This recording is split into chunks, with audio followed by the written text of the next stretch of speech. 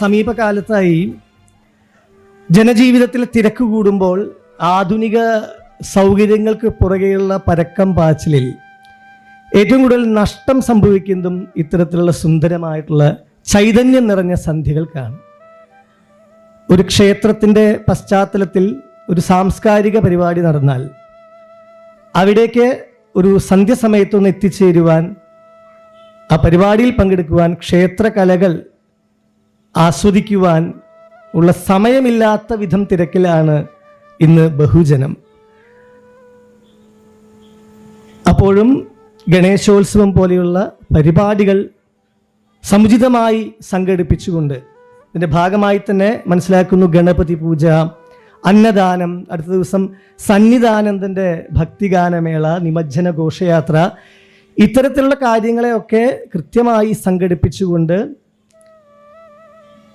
ഭക്തജനങ്ങൾക്ക്, വിശ്വാസികൾക്ക് ക്ഷേത്രവുമായി ബന്ധപ്പെട്ട ഇത്തരം കാര്യങ്ങളിൽ പങ്കുചേരുവാൻ അവസരമൊരുക്കുന്ന വിധത്തിൽ തത്വമസി സേവാസമിതി ഇങ്ങനൊരു ചടങ്ങ് സംഘടിപ്പിച്ചതിൽ ഞാൻ പ്രത്യേകം എൻ്റെ ഒരു അഭിനന്ദനവും ആശംസയും അറിയിക്കുന്നു. നാട്ടിൻപുറങ്ങളിലും നഗരങ്ങളിലും ഭാരതമൊട്ടാകെയും ഇന്ന് ഗണേശോത്സവം, വിനായക ചതുർത്ഥി അതിഗംഭീരമായിട്ട് പ്രൗഢോജ്വലമായിട്ട് ആഘോഷിക്കുന്ന ഒരു സമയമാണ് ഇപ്പോൾ.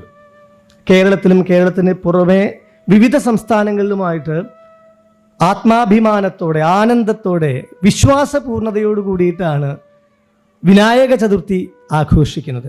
അതിന് കാരണം നമ്മുടെയൊക്കെ ജീവിതത്തിൽ ഒരുപാട് പ്രതീക്ഷകളുണ്ട്, നമ്മുടെയൊക്കെ പ്രയത്നം അതിന് പുറകിലുണ്ട്. അതിനോട് കൂടെ ചേരേണ്ട മറ്റൊന്നുണ്ട്, അത് ഈശ്വരാനുഗ്രഹമാണ്.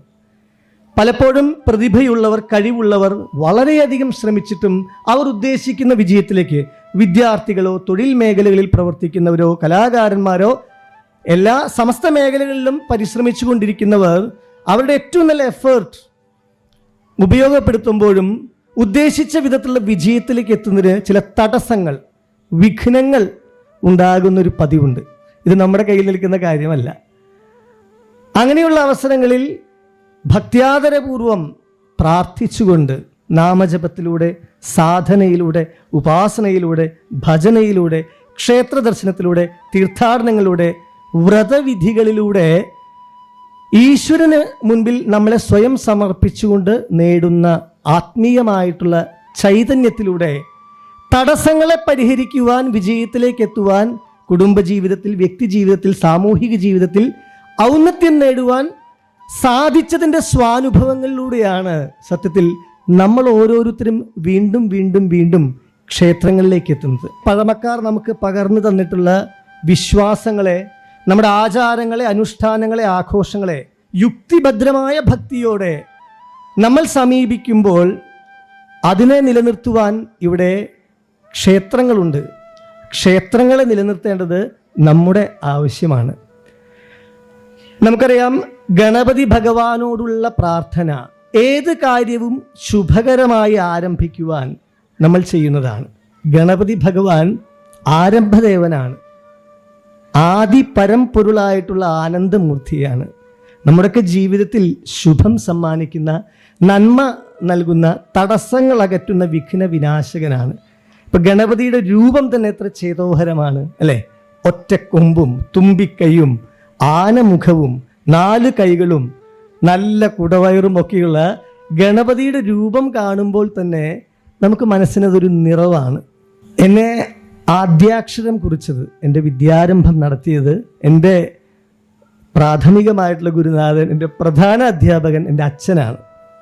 എൻ്റെ അച്ഛൻ ഹരിശ്രീ ഗണപതയേ നമഃ അവിഘ്നമസ്തു എന്ന് അരിയിൽ ഹരി എന്ന അക്ഷരം എഴുതിക്കൊണ്ട് ആദ്യമായിട്ട് എനിക്ക് അറിവ് പകർന്നു തന്ന നിമിഷം മുതൽ ഇങ്ങോട്ട് ഗണപതി സാന്നിധ്യം പല വിധത്തിൽ ഞാൻ കണ്ടും കേട്ടും മറഞ്ഞതിൻ്റെ അനുഭവങ്ങളാണ് നിങ്ങളോട് പറയുന്നത്. ഹരിശ്രീ ഗണപതയേ നമ അവിഘ്നമസ്തു. ഇതാ പ്രാർത്ഥനാപൂർവം ഒരു കുഞ്ഞ് ആദ്യാക്ഷരം കുറിക്കുന്നു, വിഘ്നങ്ങളൊന്നും ഉണ്ടാകാതെ വിദ്യ തുടരുവാൻ ഹരിശ്രീ കുറിക്കുന്നു. ഗണപതി ഭഗവാന്റെ, സരസ്വതി ദേവിയുടെ, സകല ദൈവങ്ങളുടെയും അനുഗ്രഹമുണ്ടാകണേ. ഇതുതന്നെയല്ലേ നമ്മുടെ ജീവിതത്തിലൊക്കെയും ഒരു പക്ഷേ നമ്മൾ ഓർത്തെടുത്താൽ ആദ്യമായിട്ട് മനസ്സിൽ പകർത്തി വെച്ച ഒരു മന്ത്രണം. പിന്നീട് ഇങ്ങോട്ട് ഓരോ ദിവസവും സന്ധ്യയ്ക്ക് വിളക്ക് കൊളുത്തി വെച്ചാൽ വീട്ടിൽ ഞാനും എൻ്റെ ചേച്ചിയും സന്ധ്യയ്ക്ക് മുടങ്ങാതെ നാമം ജപിക്കുന്ന ശീലമുണ്ട്. ഈ നാമജപത്തിൽ ഓരോ ദൈവങ്ങളെയും പ്രാർത്ഥിച്ചുകൊണ്ട് പൂർത്തിയാക്കുന്നതിൻ്റെ തുടക്കം ഗണപതി വന്ദനമാണ്. ഗജാനനം ഭൂതഗണാതിസേവിതം കപിത്ത ജംബൂഫലസാര ഭക്ഷിതം ഉമാസുതം ശോകവിനാശകാരണം നമാമി വിഘ്നേശ്വര പാദപങ്കജം. നമ്മളെല്ലാവരും ചൊല്ലുന്ന, എല്ലാവർക്കും ഹൃദിസ്ഥമായിട്ടുള്ള, കാലങ്ങളായിട്ട് ചൊല്ലിപ്പതിഞ്ഞ ശ്ലോകം തന്നെയാണ് അല്ലേ? ഞാൻ കുറേ നാൾ കുട്ടിയായിട്ട് ഇങ്ങനെ ചൊല്ലി കുറച്ച് കഴിഞ്ഞപ്പോൾ എൻ്റെ മനസ്സിലൊരു ചിന്ത, ഞാനിങ്ങനെ ഒരു സംസ്കൃത ശ്ലോകം ചൊല്ലുന്നുണ്ട്, പലരും ചൊല്ലി കേൾക്കുന്നുണ്ട്. എന്താണ് പദാനുപദം ഈ ചൊല്ലുന്നതിൻ്റെ അർത്ഥം?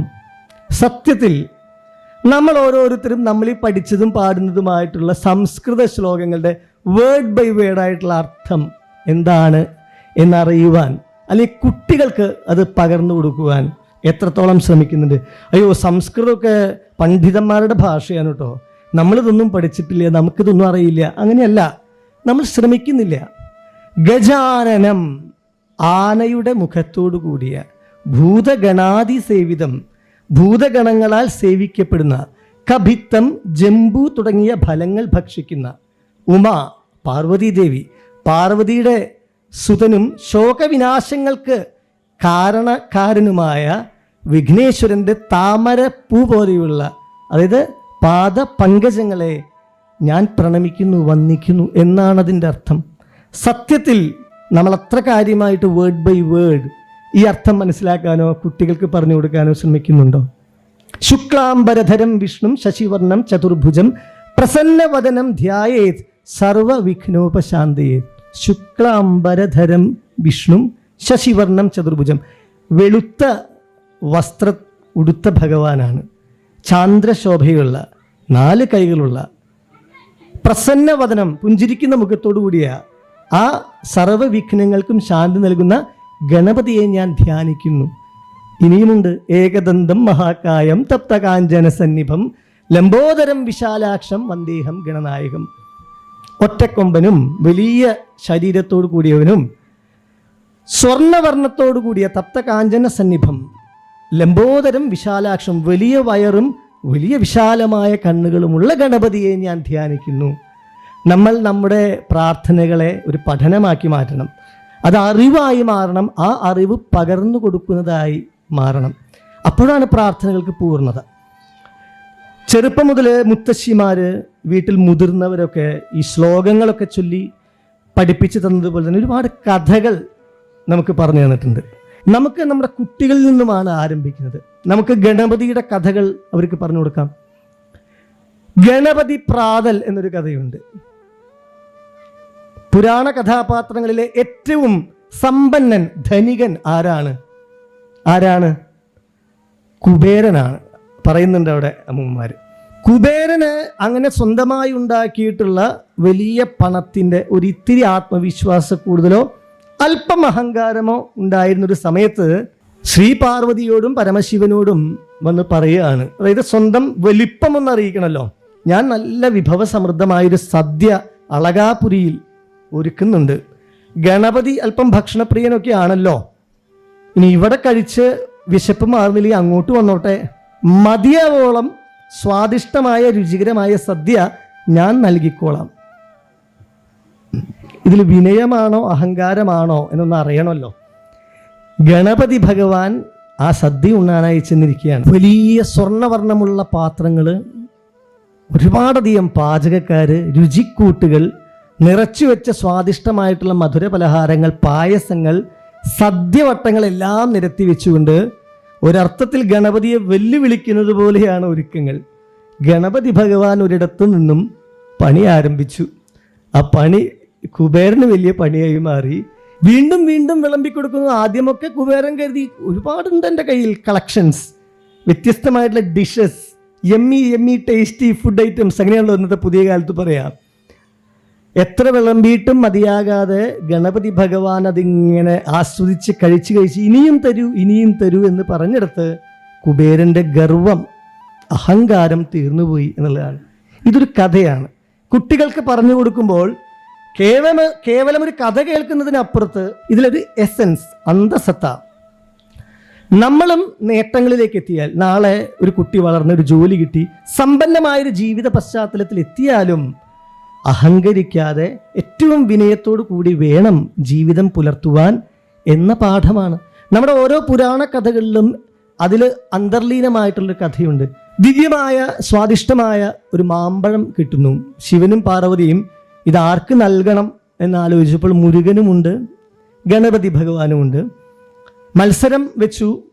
ഈ പ്രപഞ്ചം മുഴുവൻ, ഈ ഉലകം മുഴുവൻ ആദ്യം ആരാണോ ഏറ്റവും വേഗത്തിൽ ചുറ്റി വന്ന് ഇവിടെ എത്തുന്നത് അയാൾക്ക് നൽകാം ഈ മാമ്പഴം. പാവം മുരുകൻ, കാർത്തികേയൻ മയിൽ വാഹനത്തിലേറി ഉലകം മുഴുവൻ ചുറ്റി സഞ്ചരിച്ച് വേഗത്തിൽ പറന്നെത്തുമ്പോഴേക്കും കൗശലക്കാരനായ ഗണപതി എന്ത് ചെയ്തു? ഈ പ്രപഞ്ചം എന്നത് എൻ്റെ രക്ഷിതാക്കളാണ്, മാതാപിതാക്കളാണ്, അച്ഛനമ്മമാരാണെന്ന് സങ്കല്പിച്ചുകൊണ്ട് ഞാനിതാ അവരെ പ്രദക്ഷിണം വെച്ചുകൊണ്ട് ഈ പ്രപഞ്ചത്തെ മുഴുവൻ പ്രദക്ഷിണം വെച്ചതിൻ്റെ അതേ ഭക്തിയും അതേ ഗുരുത്വവും പ്രകടിപ്പിച്ചിരിക്കുന്നു. പ്രദക്ഷിണം പൂർത്തിയാക്കിയ ഗണപതിക്ക് ഈ പഴം നൽകേണ്ടി വന്നു അച്ഛനമ്മമാർക്ക്. കുട്ടികൾ മനസ്സിലാക്കണം, അച്ഛനമ്മമാരെ രക്ഷിതാക്കളെ ഗുരുത്വബോധത്തോടു കൂടി വലം വയ്ക്കുവാൻ, അവരുടെ പ്രായാധിക്യത്തിൽ അവരെ ചേർത്ത് പിടിക്കുവാൻ, അവരുടെ അനുഗ്രഹങ്ങൾ ഏറ്റുവാങ്ങാൻ പറ്റിയില്ലെങ്കിൽ മറ്റെല്ലാ നേട്ടങ്ങളും ജലരേഖകളാണ്. അത്തരത്തിലുള്ള കഥകൾ, ചെറിയ ചെറിയ ഭജനകൾ, നാമജപങ്ങൾ ഒക്കെയും കണ്ടും കേട്ടും ശീലിക്കാൻ ഞാൻ വിശ്വസിക്കുന്നു ഈ പശ്ചാത്തലത്തിലുള്ള കുട്ടികൾക്ക് കുറച്ചുകൂടെ സാധിക്കുന്നുണ്ട്. ഈ ക്ഷേത്രവും ഈ പശ്ചാത്തലവും ആത്മീയമായിട്ടുള്ള ഒരു അനുഭവം ഓരോരുത്തർക്കും നൽകുന്നു എന്നുള്ളതാണ്. നമ്മൾ ഭജന ചൊല്ലുന്ന സമയത്തൊക്കെ, ഇപ്പം ശബരിമല തീർത്ഥാടന കാലമൊക്കെ വരുമ്പോൾ ക്ഷേത്രങ്ങളിൽ, എൻ്റെ വീട് കോടന്നൂരാണ്, ശാസ്താംകടവ്. അവിടെ ശാസ്താ ക്ഷേത്രത്തിൽ എല്ലാ വൃശ്ചികം 1-ാം തീയതി മുതൽ മകരവിളക്ക് വരെയുള്ള സമയത്ത് എല്ലാ ദിവസവും സന്ധ്യയ്ക്ക് ഒട്ടുമിക്ക ക്ഷേത്രങ്ങളിലും സന്ധ്യയ്ക്ക് ഭജനയുണ്ടാവും. ഞാനൊക്കെ ചെറിയ കുട്ടിയായിരിക്കുമ്പോൾ പോലും മുതിർന്നവരും ഗുരുസ്വാമിമാരും ഒക്കെ ഈ ഭജന ചൊല്ലുന്നത് കൂടെ ചെന്ന് കേട്ടിരുന്ന് അവരുടെ കൂടെ ഏറ്റുപാടി ഇടയ്ക്ക് ചൊല്ലിയും ഗണപതി ശ്ലോകങ്ങൾ ചൊല്ലിയിട്ടുണ്ട്. എല്ലാ മൂർത്തികളെയും ആരാധിച്ചിട്ടുണ്ട്. എൻ്റെ അനുഭവങ്ങളിൽ ശബരിമല തീർത്ഥാടന കാലത്ത് മുദ്ര ധരിക്കുമ്പോൾ, കെട്ടുനിറയ്ക്കുമ്പോൾ, മല കയറാനൊരുങ്ങുമ്പോൾ, നാളികേരമുടയ്ക്കുമ്പോൾ ഗണപതിയെ പ്രാർത്ഥിക്കുകയാണ്. ഞങ്ങളിവിടെ തൃശ്ശൂരിൽ നിന്നും പുറപ്പെട്ടാൽ അതിൻ്റെ ഒരു റൂട്ട് മാപ്പ് ഉണ്ട്. സാധാരണ ചോറ്റാനിക്കര, വൈക്കം, ഏറ്റുമാനൂർ, കടുത്തുരുത്തി, കടപ്പാട്ടൂർ അങ്ങനെ സഞ്ചരിച്ചുകൊണ്ട് എരുമേലി, പമ്പ, ശബരിമല. ഇതിനിടയിൽ മള്ളിയൂർ ഗണപതി ക്ഷേത്രം നിങ്ങൾ പോയിട്ടുണ്ടാവും പലരും അല്ലേ? മള്ളിയൂർ ഗണപതി ക്ഷേത്രത്തിൽ ചൊല്ലുമ്പോൾ ഒരു സവിശേഷമായ അനുഭവമാണ്. മള്ളിയൂർ പോലെ തന്നെ കേരളത്തിൽ കൊട്ടാരക്കരയും കക്കാടും പഴവങ്ങാടിയും പമ്പയും ശേഖരപുരം ഒരുപാടധികം ക്ഷേത്രങ്ങൾ ഗണപതി പ്രധാന പ്രതിഷ്ഠയായിട്ടുണ്ട്. നമ്മൾ ശബരിമലയ്ക്ക് പുറപ്പെട്ട് പമ്പാ നദിയിൽ ചെന്ന് സ്നാനം കഴിഞ്ഞ് പമ്പാ ഗണപതി ക്ഷേത്രത്തിൽ ചെന്ന് പ്രാർത്ഥിക്കുമ്പോൾ ഉപദൈവങ്ങളായിട്ടുള്ള ശ്രീ പാർവതിയെ, ശിവഭഗവാനെ, നാഗദൈവങ്ങളെ, ഹനുമാനെ, ശ്രീരാമസ്വാമിയെ ഒക്കെ വന്ദിച്ചുകൊണ്ടാണ് മല കയറുന്നത്.